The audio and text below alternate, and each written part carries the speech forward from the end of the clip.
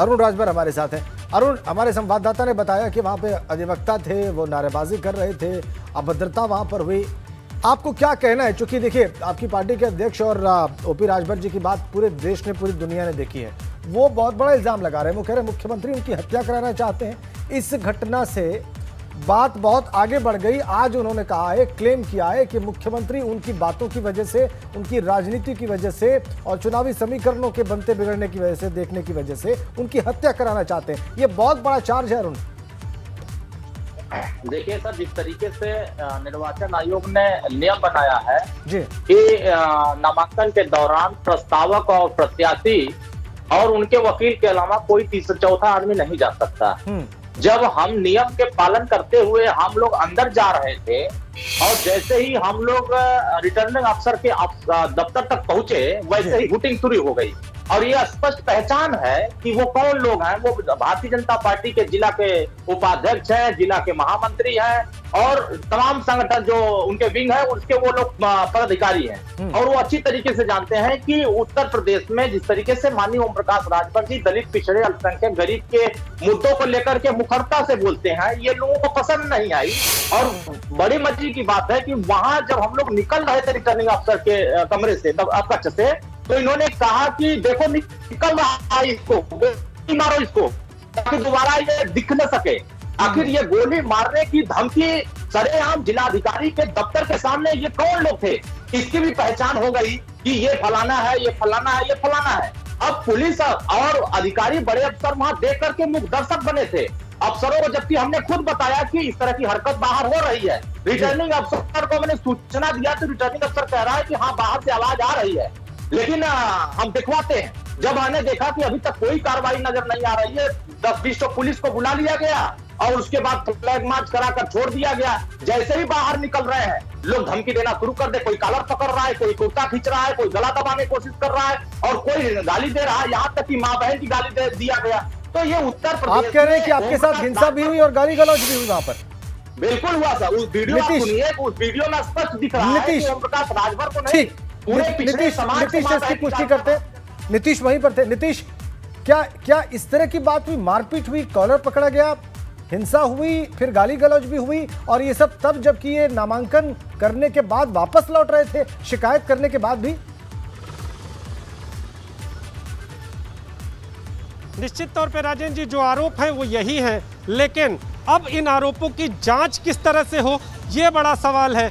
तमाम तरह की जो बातें सामने हैं ये आगे ना हो, ये बड़ा सवाल है। और उस वक्त जिस वक्त ओम प्रकाश राजभर अपने बेटे अरविंद राजभर के साथ नामांकन कराने पहुंच रहे थे, उनका एक बयान कल और हम लोगों से बातचीत में उन्होंने कहा है, एबीपी गंगा से बातचीत में, कि जिस तरह से गाजीपुर में मैं नामांकन वहां पर अपना दर्ज करने पहुंचा था तो वहां पर सुरक्षा व्यवस्था कुछ अलग दिखाई दी।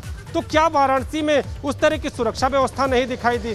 क्या ऐसी चीजें आगे ना हो, इसके लिए कोई अलग से प्रयास किए जाएंगे, अलग एक सुरक्षा घेरा बनाया जाएगा? और दूसरा सवाल जो आपने पूछा कि ऐसा हुआ, तो जो तस्वीरें सामने हैं उनमें नारेबाजी दिखाई दे रही है, लेकिन आरोप साफ तौर पर यह थे कि कॉलर खींचा गया, भद्दी गालियां दी गई। अब यह देखना होगा कि चुनाव आयोग इन शिकायतों के बाद किस तरह का एक्शन लेता है। जो आरोप हैं उनकी जांच की जाती है, जो लोग इन पूरी घटनाओं में शामिल होते हैं क्या उनकी शिनाख्त की जाती है, या फिर जो बयान है, जो राजनीति है, वो कोई दूसरा रंग लेकर आगे बढ़ जाती है। ये देखने वाली बात होगी। अब तो अरुण जी कंप्लेन आपने कर दी है और चुनाव आयोग से भी आपने लिखकर भी दे दिया है, आपने कंप्लेन भी कर दी है, तमाम बातें अब सार्वजनिक हैं।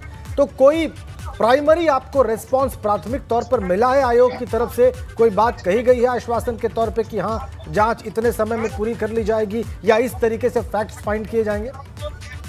देखिए सर, अभी तक न तो निर्वाचन आयोग की तरफ से कोई सूचना हमारे तरफ है कि हम इस पे कार्रवाई कर रहे हैं, ना ही सरकार की तरफ से कोई इस तरह की खबरें आ रही है कि उन्होंने कार्रवाई।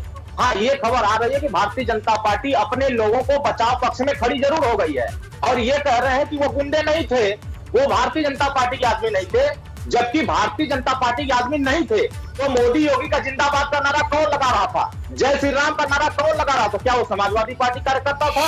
क्या वो बहुजन समाज पार्टी कार्यकर्ता था? क्या वो कांग्रेस पार्टी कार्यकर्ता नारा लगाएगा? ये स्पष्ट हो गया कि मोदी योगी और जय श्री राम का नारा भारतीय जनता पार्टी के लोग लगाते हैं और खुलेआम लगा रहे थे। वहां बहुत सारे ऐसे लोग थे जो पहचान कर रहे हैं कि हाँ ये भाजपा कार्यकर्ता है, लेकिन निर्वाचन आयोग ने अभी तक कोई भी कार्रवाई करने से यह स्पष्ट हो गया है कि अगर ओम प्रकाश राजभर की हत्या भी हो जाएगी तब भी निर्वाचन आयोग अपना आग पे जो पट्टी लगाई है वो पट्टी बांधी ही रह जाएगी और उत्तर प्रदेश में हत्याएं ऐसे ही होती जाएंगी, ये कोई कार्रवाई नहीं कर सकते। अगर जब जिलाधिकारी के दफ्तर में इस तरह की घटना हो सकती है तो आम नागरिक को ये उत्तर प्रदेश की सरकार कैसे सुरक्षा दे सकती है और निर्वाचन आयोग निष्पक्ष कैसे चुनाव करा सकता है? जब इस तरह की हरकत जिलाधिकारी की है, इस तरह की हरकत कमिश्नर की है, तो कमिश्नर को अब तक हटाया क्यों नहीं गया? जिलाधिकारी को अब तक हटाया क्यों नहीं गया?